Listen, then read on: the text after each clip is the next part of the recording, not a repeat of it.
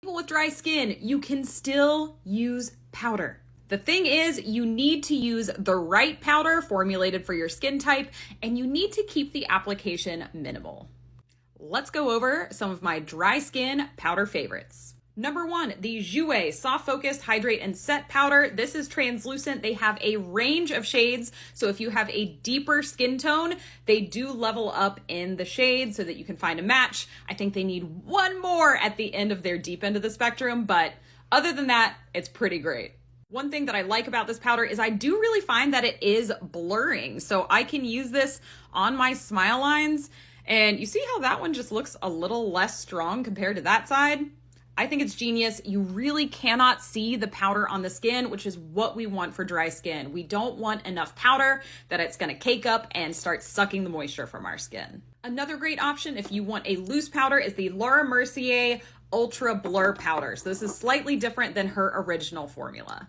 I find that this formula as well is just feather light and does actually have some of that blurring action also. Again, it reduces shine from the makeup products that we've applied, but it doesn't dry out the skin. Last but not least, aside from those 2 specific recommendations, a lot of pressed powders are actually okay for dry skin because in the pressed form, they can include some skincare ingredients, they can include oils and hydrating ingredients.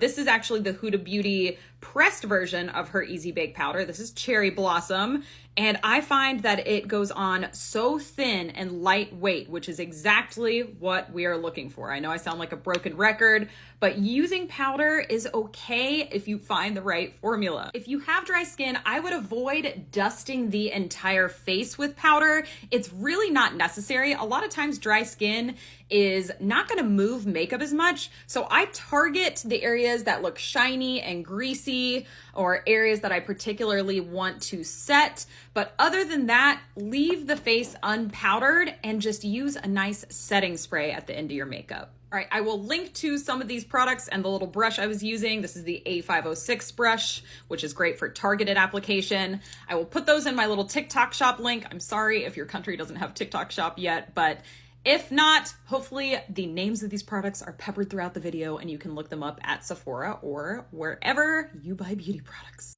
Let me know if you have any questions below.